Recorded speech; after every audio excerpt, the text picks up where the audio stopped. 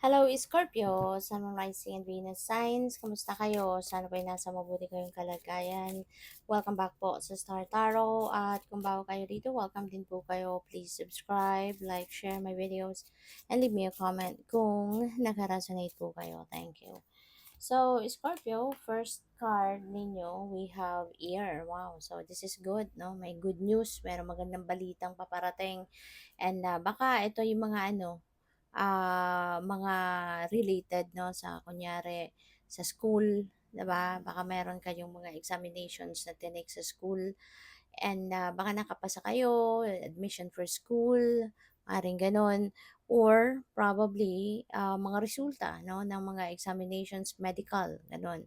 Baka nagpa-check up kayo, may mga medical procedures na ginawa, medical tests, mga blood tests, mga ganyan, ano. So, maaaring magandang resulta. So, ito yon natanggap ninyo or matatanggap ninyo. Or this could be money, 'di ba? Baka meron kayong perang matatanggap, baka merong ayuda, 'di ba? Merong loan, approve. Yung mga ganun ba? So this could be anything, no? Depende yan sa inyong sitwasyon, but good news, no? Definitely good news is coming your way. So we have throne, position of authority. Ayan. So baka yung good news na to, no, could be related to this, baka promotion, baka merong balita, no, merong tip na dadating sa na baka kayo ay mapopromote na, kayo ay ilalagay sa position of authority, magiging manager na, magiging ano na kayo, magiging boss na kayo, yung gano'n, no? Puwede rin ang iba sa inyo dito siguro will be dealing with a person, no, na nasa position of authority. Baka meron kayong mga transactions, meron kayong mga gagawin, ang pakikipag-usap, negotiations, no, with no person of authority. Reconciliation, so this is good kasi kung sino man dito yung nakaaway nyo, may hindi kayo pagkakaintindihan, hindi na napagkasunduan ng kung sino man. So this is the time, no, na magkakaayos na kayo, magkakabate. There could be a resolution na doon sa kung ano yung hindi ninyo napagkasunduan, no? So, tingnan natin kung ano pa ang ganap. We have the energy of the wedge. Someone is trying to come between you and a friend or something you want. Ayan. So, baka meron ditong naiinggit sa'yo, Scorpio. Kaya pa pwedeng merong gustong magsabotahe sa'yo, merong gustong, merong gustong magsabotahe, merong gustong magano sa inyo, merong gustong manira, 'di ba? Or siraan ka, yung gano'n, no? So, pagdasal mo na lang ang mga 'yan kasi for sure di nila alam ang ginagawa nila. Otherwise, 'di ba, kung alam nila yung ginagawa nila, eh, hindi sila mag-iisip na masama towards others. Kasi, no, kung if they are aware na karma is real, karma is always at play, 'di ba? So, hindi sila gagawa ng hindi maganda. Kasi alam nila na yan ay babalik at babalik sa kanila hundredfold pa, 'di ba? Kaya just, pray for yourself and pray for your safety, for your protection, and also ipagdasal mo na rin sila because for sure, yun nga, di nila alam ang ginagawa nila. So, we have vacation. Ayan. So, some of you, Scorpio, maaaring kayo magbabakasyon. Maaaring kayo merong pupuntahan. Magra-relax, So, siguro, you're going to take a leave, no? Sa trabaho para makapagbakasyon. So, that's really good. At maaari din, Scorpio, ng iba sa inyo, baka papunta na kayo sa pagbabakasyon. Maybe you are going somewhere, baka kayo babiyahe pa para sa bakasyong ito or po pwede rin naman na staycation ito. Which is, regardless kung alin man dyan ang gagawin ninyo, mabuti no, na nakapag-decision kayong mag-take a break sa trabaho or sa kung ano man ang pinagkakaabalahan ninyo.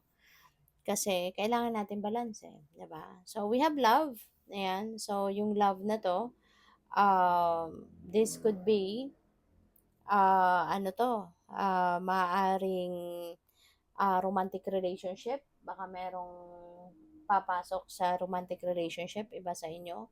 Baka kung single pa kayo, 'di ba? Baka merong kaligawan na kayo.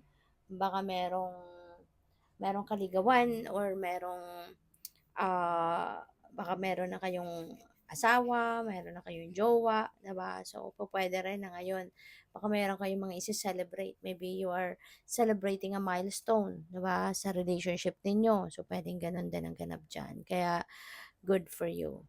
So, what else? We have crib, birth, or conception of a child or an enterprise. So, pwedeng merong bubuksan, ano, kayo na panibagong negosyo, mga ganyan, or baka merong bagong pagkakakitaan na bubuksan ninyo at this time. So, good for you. Congratulations. And for others of you naman, baka manganganak. No? Baka merong manganganak sa inyo or baka nagbubuntis na. 'Di ba? So, pwedeng matagal nyo nang pinangarap ito. 'Di ba? Kaya magiging masayang-masaya kayo no na ngayon buntis na kayo or kung hindi man kayo baka yung person ninyo 'di ba kasi baka matagal na kayong nagwo-workout 'di ba para na magkaanak nga. So, congrats sa'yo.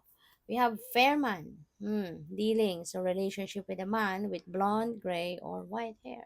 So, kung sino man ito, pwedeng ito yung, ito. Diba? Baka si Fairman yung gustong magsabotahe sa'yo. Baka si Fairman yung naiinggit sa'yo. Diba? You never know. Iba-iba tayo ng sitwasyon. But yes, you are going to be dealing with a Fairman sa ngayon. So, si Fairman, yung parang may dugong ibang lahi ito, no? Merong dugong foreigner, ganon. No? So, what else? We have bag, something important such as new job or raise. Wow, so maganda to.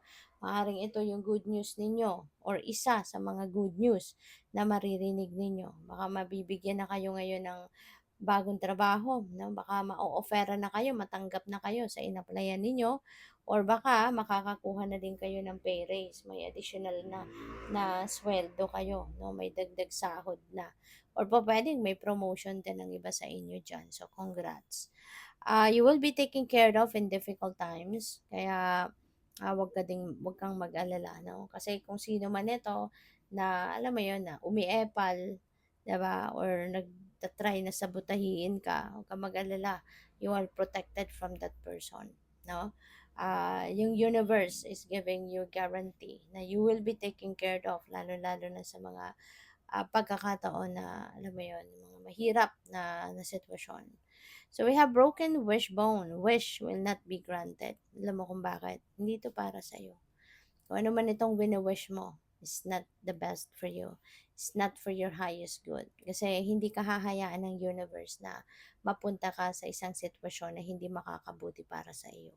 Okay? Kaya huwag kang magtampo, huwag kang magagalit sa universe kasi hindi lahat ng gusto natin na makamit sa buhay natin or mangyari sa buhay natin ay best para sa atin.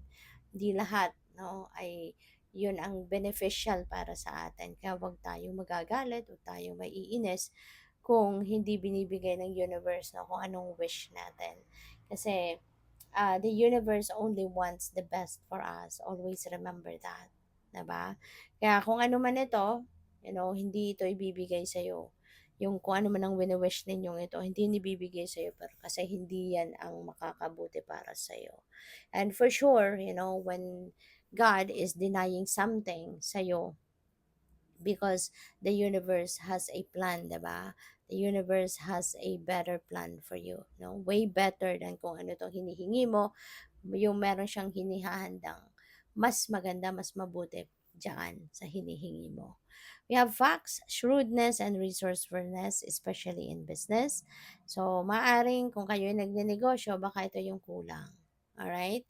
So, subukan ninyo ano nito, i-observe yung shrewdness and resourcefulness ninyo sa negosyo para baka ito na yung maging susi no, sa iyong pagtatagumpay, sa iyong pag-alagwa, sa iyong negosyo. So, good luck sa'yo. Thank you for watching. Love and light. Namaste.